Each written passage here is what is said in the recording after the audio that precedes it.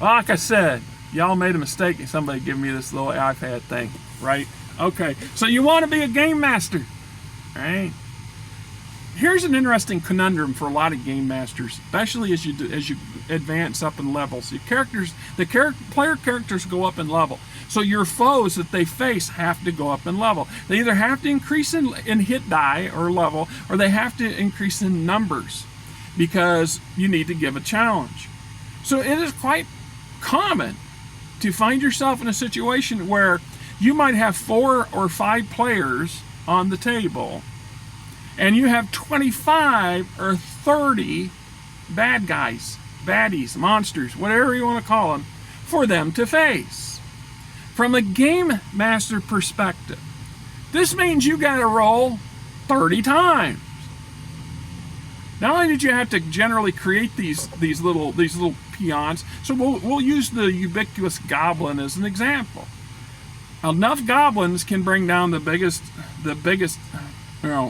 whatever. It's a numbers game. They're individually one-on-one. Most first level characters can clean the goblin's clock. Goblins can get lucky. Yeah, that's that plus those modifiers of a natural 20 and other things that can affect the monsters too. But at the end of the day, there's too many of them for you to sit there and roll one right after another. So what I like to do is roll by battery or squad. What? Well, think of it this way, and this is how I worked it out for my Interstellar Frontiers game. We have personal scale. That's a 1-on-1 scale. And at some point, we have squad scale.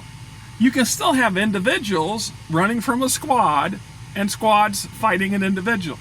So it's kind of this crossover, this scale crossover.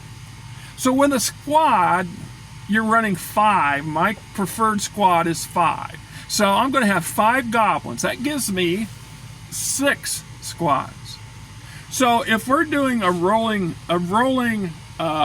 initiative, and this is where at the beginning of every round, everybody re-rolls initiative.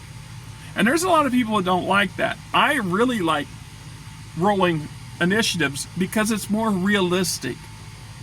Well, Joe just got the last attack. Why does he get the first attack? Maybe because it's real world scenario, he just happened to be in the right place at the right time. That's how that works. So if we do the same thing, we're going to assign 6 initiative rolls to our squads to let them up in the placement. And if we're doing a fixed initiative, the same thing occurs. Now I'm only going to roll for 6 times, not 30. And I have 30 different initiatives. I'm going to have 6 initiatives for my bad guys, right? This makes things simpler. Now when it comes to combat, remember the multi-dice roll. I'm going to have 5 attack dice in my hand. 5 attack dice. At least 3 sets of damage dice. That's a lot of dice, yes. Throw them into a bowl, shake them up, whatever works for you. Just speeds things up. So when your squads break up, the bad guy or the player characters manage to wipe out 4 out of 5 goblins in squad B. Well, squad D is short a goblin. Now squad B or squad C is now gone altogether, and squad D is post one goblin until it ain't. It just shrinks down your workload to expedite things for larger scale combat. When using squad scale, make sure your bad guys, or good guys in some cases, are all armed and armored the same way for simplicity's sake. So when I create a scenario where I've got 30 goblins, truth is I probably have 20 half-die entry-level goblins. Then I'm going to have 5 or 10, 1 or 2 squads of above average goblins. Goblins that are 2-hit die, or the equivalent of a second level character, or a third level character. Perhaps led by one 5th level or 4th level, depending on what's appropriate for the player character's levels, leading the group. You kind of see where I'm going there. So I'm going to have my elite goblins, or my veteran goblins, wearing better armor, using better weapons, and a little bit better gear than the rank and file grunt goblins. And their leader goblin, the chief baddie, he's going to be even better equipped and better armed, potentially have magic items available to him. He didn't get to be this level of capability overnight, so why would they not level up? See, most in D&D specifically, I can't say for a lot of the other systems, but in D&D specifically, there are numerous rule sets to explain to how to walk up or build up your bad guys. So that's a fallacy a lot of new GMs make, and a lot of old ones do too, that once the characters move past the challenge rating level of a given monster or bad guy, they ignore them at that point. They stop tapping them. Well, kobolds are only good, basically as cannon fodder and for very, very low level parties. Really think so. Really think so. I've ran kobolds many times over the decades in some pretty unconventional ways that shocked the bejesus out of the players who were pretty jaded.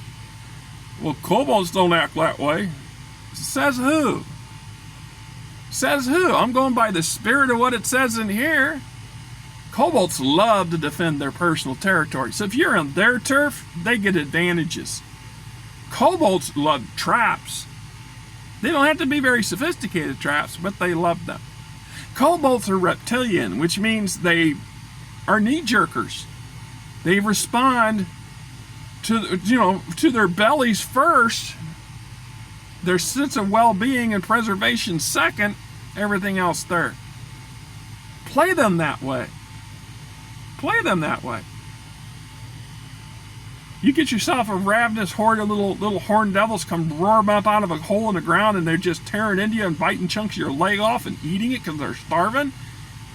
That gives a whole different level of immediate issue to your defense. Especially, not to mention that, like I said, the traps. Kobolds can be very clever with their traps. Use them.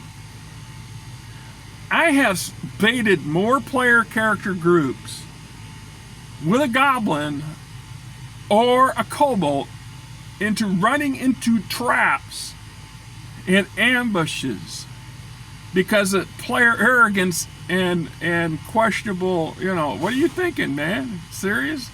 This lone little dude that comes out and starts wagging his tail at you and calling you what, you assume bad names and draconic and flipping you off, or you think that's what he's doing, you're not so sure.